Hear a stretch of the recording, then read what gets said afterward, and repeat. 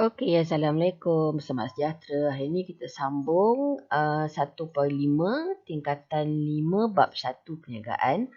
Okey, hubung kait antara kemahiran kebolehkerjaan. Okey, selalu pelajar akan macam cikgu kebolehkerjaan apa tu?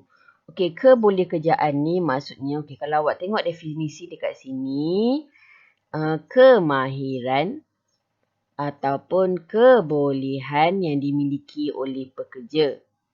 Okey, yang membuatkan bakal majikan berminat untuk menawarkan pekerjaan. Okey. Ayat paling mudah, kebolehkerjaan ni maksudnya awak kena ada apa untuk kerja apa.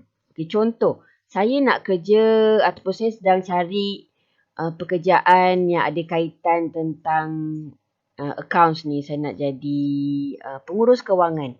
Jadi, pengurus kewangan. Okey, saya kena ada apa ya untuk jadi pengurus kewangan? Mestilah saya ada apa-apa sijil, ijazah ke yang berkaitan ataupun pengalaman berkaitan dengan pengurusan kewangan, accountancy, macam tu. Begitu juga dengan majikan. Okey, kalau awak nak kerja sebagai accountant, tapi awak ada ijazah dalam bidang biologi ke ataupun marine. Dia tak ada kaitan langsung kan. Itu tak boleh lah. Jadi, kebolehkerjaan tu, awak nak kerja apa, awak kena ada apa. Itu untuk ayat yang paling mudah lah. Okey, kalau tengok dekat sini.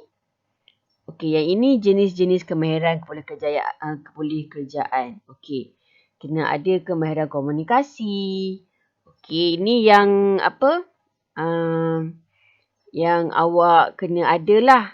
Okey, kemahiran komunikasi, boleh kerja berpasukan, menyelesaikan masalah, inisiatif dan kesawanan, keupayaan pembelajaran, boleh menggunakan teknologi terkini dan perancangan serta pengurusan diri. Itu jenis.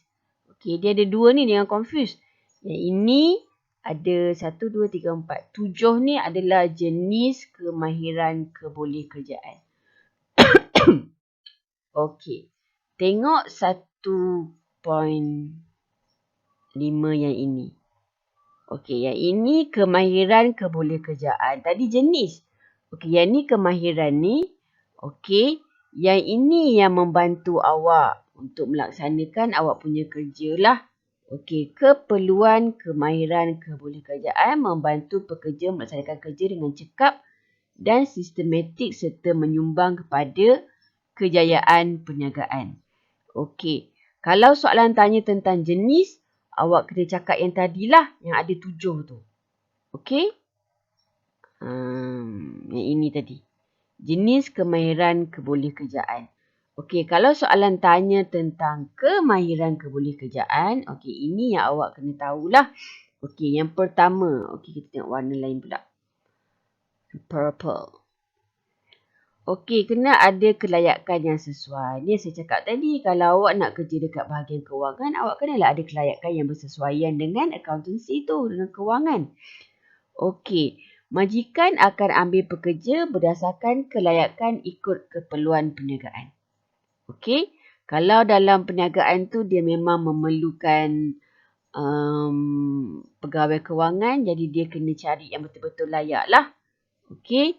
Ada ujian-ujian personaliti. Kemudian, syarikat tu dia akan iklankan lah dekat internet ke dekat mana-mana.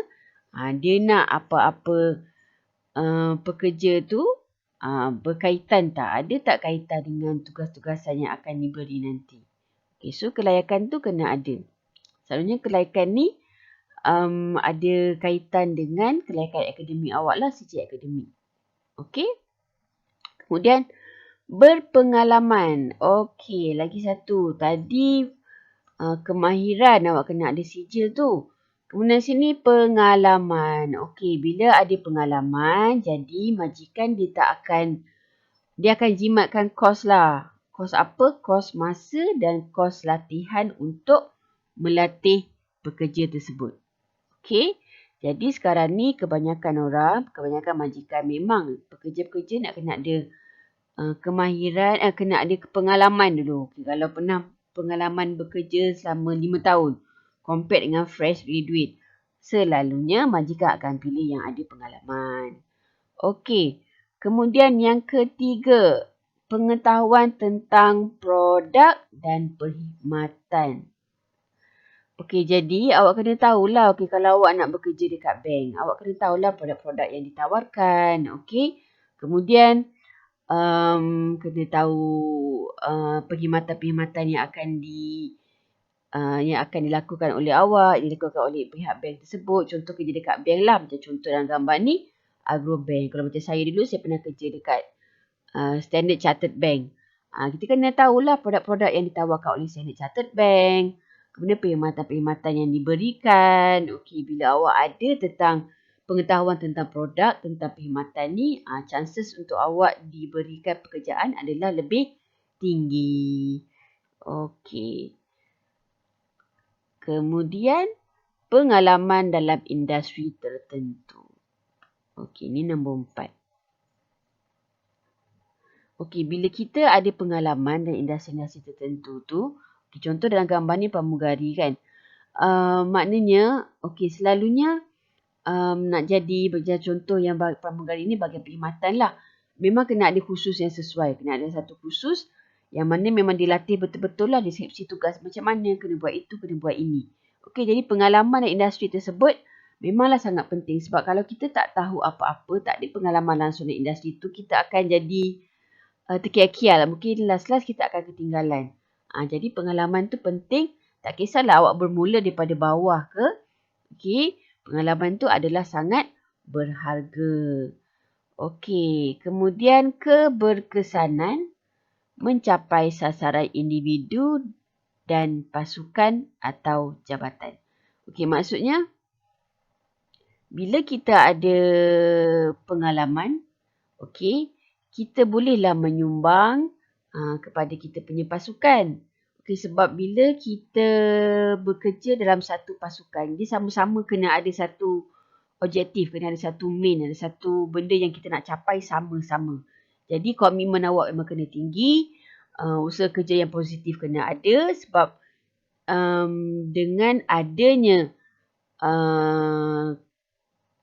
kesepakatan, okay, maksudnya awak dah geng sangat-sangat ni, geng yang sangat harmoni, itulah yang akan membawa kepada sasaran kerja ataupun kejayaan objektif apa-apa yang ingin dicapai. Okey, itu untuk 1.5. Okey, kita masuk dalam struktur organisasi pula. Okey, apa maksud struktur organisasi? Contoh dekat dalam kelas awak sendirilah paling mudah. Awak nampak kan ada guru kelas, ada ketua kelas, ada penolong kelas, kemudian ada dekat bawah tu AJK kebersihan lah, AJK itu, AJK ni. Itu struktur organisasi. Macam dekat perniagaan pun ada tapi dia ada pelbagai. Okey, contoh yang pertama, struktur organisasi berdasarkan fungsi. Okey, fungsi ni awak tengok dekat sini. Okey, bila fungsi dia ikut kemahiran pengurus masing-masing. Atas sekali memang big boss, pengurus besar. Kemudian kita ada pengurus pengeluaran, kewangan, pemasaran, R&D, sumber manusia. Itu berdasarkan fungsi. Okey, kalau berdasarkan produk, produk tu maksudnya barang. Okey, kat sini memudahkan pengurusan menyelaras operasi atau perkhidmatan yang berkaitan. Okey, atas sekali mesti pengurus besar. Kemudian kita adalah menguruskan produk A, produk B, produk C, produk D, produk E. Okey, kalau fungsi tadi kita ada pengurusan-pengurusan kan. Okey, bahagian kewangan, bahagian R&D. Okey, kalau berdasarkan produk, kita ada produk A, produk B, produk C. Okey, kalau berdasarkan geografi, okey, apa maksud geografi? Geografi ni tempat kan? Jadi kita ada pengurus besar. Kemudian, okey, mungkin awak menguruskan dekat bahagian utara, dekat Penang, Perlis. Kemudian dekat selatan. Kemudian dekat timur. Kemudian ada bahagian Sabah, ada bahagian Sarawak. Itu berdasarkan geografi ataupun wilayah. Kemudian yang keempat, berdasarkan pelanggan. Okey, pelanggan ni macam mana? Okey, contoh macam saya cakap tadi, saya pernah kerja dekat bank. Okey, jadi atas sekali pengurus besar. Kemudian dekat bank ni dia ada banyak pelanggan-pelanggan yang dia kena uruskan. Dan sebenarnya dia tak semua sama. Tak semestinya semua nak pinjam duit je tak. Dia ada bahagian kaunter, dia ada bahagian mesin ATM, dia ada untuk pelaburan, dia ada perkhidmatan lain. Okey, kat sini contoh dia mungkin boleh bagi bank. Dekat pejabat pos pun mungkin boleh berdasarkan pelanggan ni. Okey, dia ada pengurus besar. Sebab yang ini kalau berdasarkan pelanggan, maksudnya berdasarkan kepada keperluan dan kehendak pelanggan syarikat tersebut. Okey, dan biasanya ditawarkan bawah perkhidmatan lah. Okey. Kemudian kita ada struktur organisasi berdasarkan matriks. Matriks ni dia berbilang. Kalau awak tengok dekat sini, kita ada pengurus besar. Okey, adalah pengarah projek, operasi, kewangan ni fungsian tadi kan? Tapi ada pula projek A, projek B, projek C. Okey, jadi dia menggabungkan kombinasi dua jenis struktur organisasi. Iaitu satu mengikut fungsi, lagi satu dia campurkan yang mengikut produk. Okey, jadi itu antara 5 fungsian yang ada, struktur organisasi yang ada dalam sesebuah perniagaan. Okey, sehingga itu nanti saya akan bagi latihan.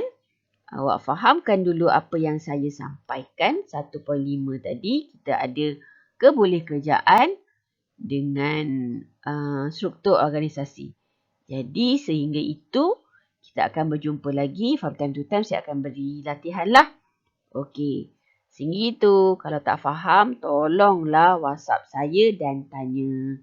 Okey. Assalamualaikum. Selamat sejahtera. Bye-bye.